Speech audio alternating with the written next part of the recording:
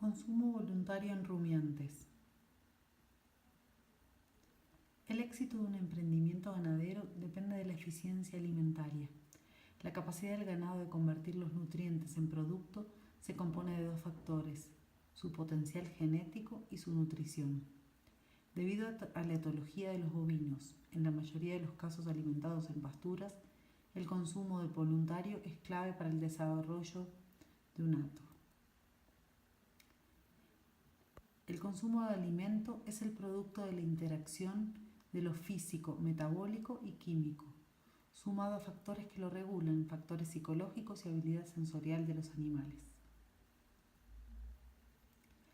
La diferencia entre hambre y apetito está en que el apetito permanece cuando el hambre ya está saciada, ya que para satisfacer el hambre se necesita cierta cantidad de alimento ingerido, mientras que para satisfacer el apetito prima la calidad del alimento.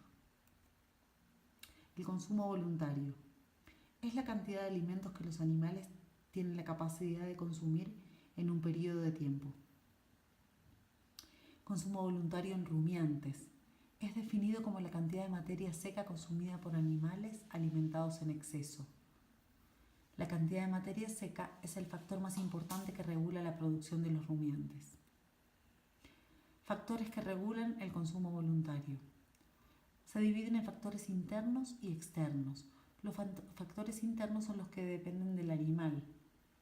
Son los físicos y metabólicos. Los físicos son la regulación sensorial, la distensión ruminal, la velocidad de paso y el tiempo de retención. Los metabólicos son la regulación quimiostática, lipostática, termostática, hormonal y el estado fisiológico del animal. Los factores externos son el medio ambiente, el pasto, su disposición, accesibilidad, composición, palatabilidad, el ambiente, la temperatura, la humedad, las radiaciones, los vientos, y otros como el manejo, la topografía, el estrés o los factores sociales. La fisiología del consumo voluntario. Los mecanismos del hambre y la saciedad se regulan primariamente desde el sistema nervioso central, que reacciona a estímulos tanto internos como externos.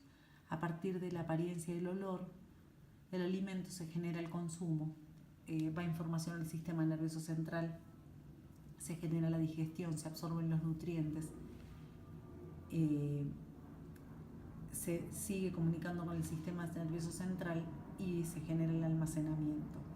El hipotálamo lateral es el centro del hambre, es decir, regula el hambre, mientras que el hipotálamo ventromedial es el que regula la saciedad.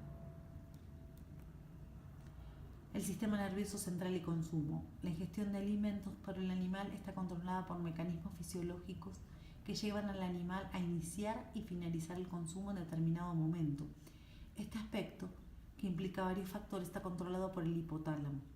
El consumo está regulado por los requerimientos de acuerdo al estado fisiológico que el animal atraviese.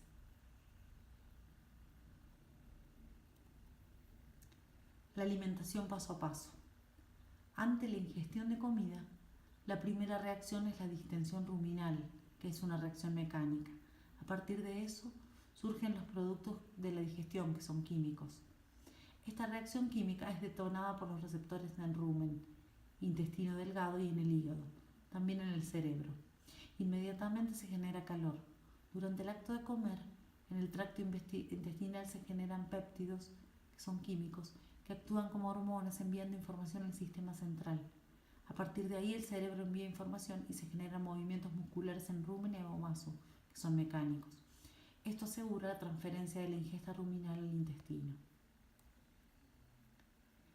Los factores metabólicos. La regulación quimiostática, que es a corto plazo teniendo en cuenta los niveles de glucosa en sangre.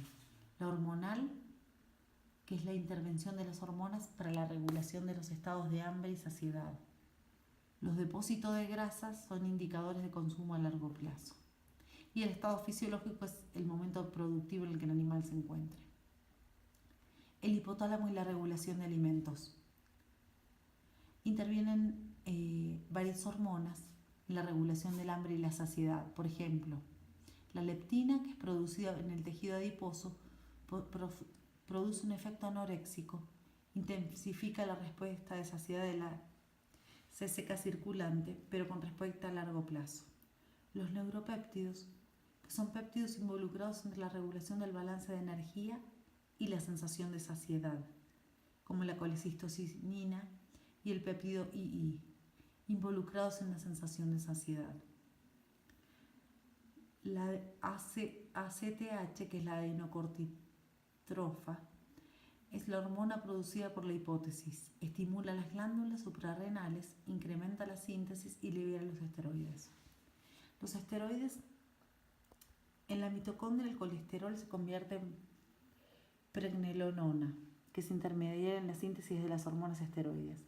Los esteroides anabólicos y los esterógenos sintéticos estimulan el crecimiento. En los rumiantes se utilizan dosis bajas de esterógenos para promover el consumo y crecimiento. En dosis altas, el consumo se inhibe. La hormona del crecimiento no actúa sobre el control de la saciedad. Sin embargo, interviene en anabolismo en proteínas y en catabolismo en lípidos. La insulina es una hormona producida por el páncreas, es una proteína y es encargada de regular niveles de glucosa en sangre. Los comportamientos varían en herbívoros. Están los preferentemente pastoreadores, que se alimentan de gramíneas, y los preferentemente ramoneadores, que son los que comen hojas de los árboles y arbustos. Esto, para una u otra preferencia alimenticia, tienen adaptaciones, por ejemplo, el tamaño de las extremidades, el tipo de incisivos, el consumo diario de alimento o la mayor retención del mismo y las necesidades proteicas. Factores externos que influyen en el consumo voluntario: el ambiente, la palatabilidad, el consumo de agua, el apetito específico respecto a determinados aminoácidos o nutrientes, es decir, la carencia o exceso de los mismos puede disminuir el consumo de alimento. El hacinamiento y el estrés también influyen. El consumo voluntario es fundamental en pos de la producción ganadera. La creación de un ambiente óptimo para la cría de los bovinos es responsabilidad de las personas.